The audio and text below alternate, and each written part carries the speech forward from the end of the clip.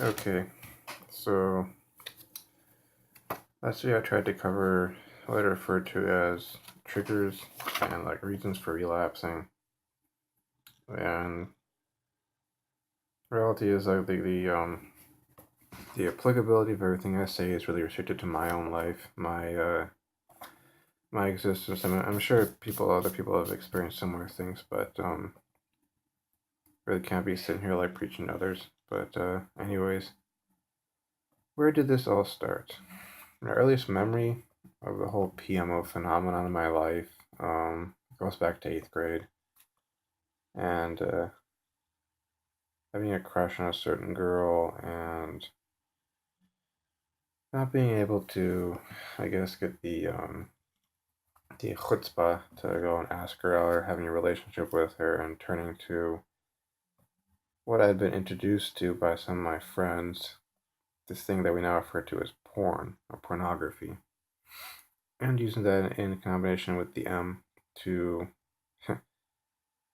in my head, live out the fantasy of, well, what if I had the courage? What if I did ask her? What if she said yes? What if we got into a relationship? What if da da da da da, Being able to go and imagine like what it would be like, without having to make the actual effort and go through all the scariness, so to speak, the fear, the anxiety of what if I get rejected, or the pain of getting rejected. And it just kind of went in that direction. I remember it being that bad in high school and shortly after high school, but when I moved to Florida, I go to Florida A&M, and I was in an NRTC unit over there.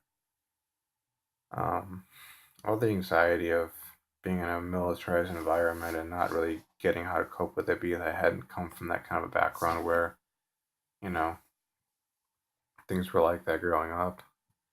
That really like took off, and it's really been an issue up until now, which is, I mean, it still is an issue, which is why I'm on this whole journey, this fight against escapism, learning how to actually cope with anxiety in an effective, functional manner, and not wanting to have this continue on until, who knows, maybe I do end up getting married. I don't want it to be a part of marriage. But that's when the whole process has been this constant, like, maybe almost constant escalation. I mean, I've had times where I have resisted the urge to go and do this stuff, or I've had stretches of time where I haven't done it, but I didn't really do it consciously with like a label to it, like no PMO or no FAP. There wasn't a community there. It was just me on my own, and pretty much everyone I can think of having the exact opposite, attitude. Them being pro promiscuity, pro masturbation, pro porn, pro hedonism, pro premarital sex, extramarital sex, all that kind of stuff. It's kind of counter to my worldview and me trying to struggle with waiting until marriage and trying not to allow this to turn to an addiction or a fundamental aspect of my life, and it has. But at that point where I'm really trying to own up to it and really make that effort, and as you can probably see from my previous videos, I did make some significant progress, but I'm really not there yet.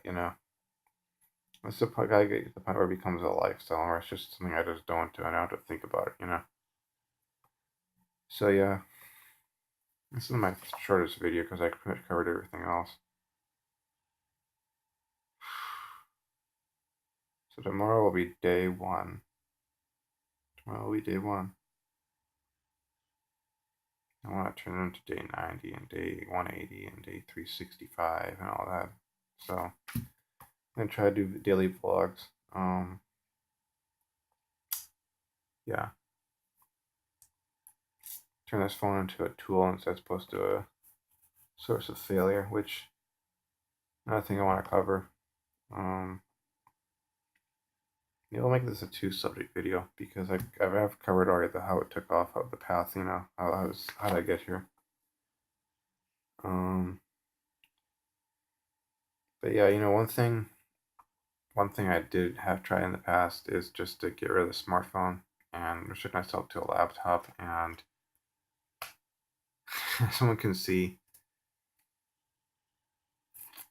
it helped, but it didn't stop the whole thing, because it's all about your mindset and what you're looking for and what your goals are and your state of being. I mean, I had the smartphone and the laptop with me when I was in Morocco, and I didn't do any of that kind of stuff. I had too many other great things going on. I was living life. I was actually going on real dates with my girlfriend, and I felt alive. And there was no, I didn't have to argue with myself, so to speak, to not do these things. It was just, it didn't come up.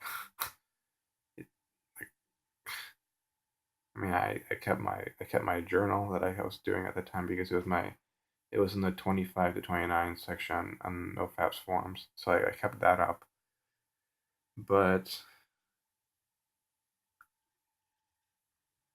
it wasn't really. It was just like it just became me like talking about my day as opposed to talking about NoFap, which is kind of the goal, isn't it? To get to that point where it's not an obsession for you, where it's not a problem, where it's not really part of your life, and you just don't think about it.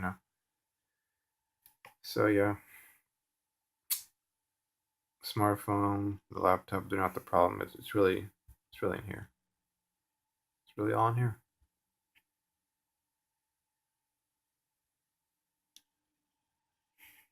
Stress and anxiety will happen in life, and those are some of my triggers. But it's really it's really fundamentally the fact that I've learned how to react differently to things. So I think that's going to be it for this video. Thanks for watching, and tomorrow starting daily vlogs. Get to that day 90, like Ex Nostradamus has done twice, and other people have gone to 200, 300 days, and here I am. Yeah. Hope I make it. And anybody from the No PMO Enough app community watching this stuff, definitely like some words of encouragement, and I really appreciate the fact that you guys even exist. This whole community has really been a boon to me. It's really been a source of actual like help and solidarity, and it's great to go to places where people actually understand what the fuck you're talking about or what the fuck you're feeling. And they're not gonna ridicule you or call you a creepy weirdo or a loser or whatever the hell, because they've gone through it, they're going through it, and they get where you're coming from. So thanks guys for being there, and gals too. Anyways, thanks for watching. Bye.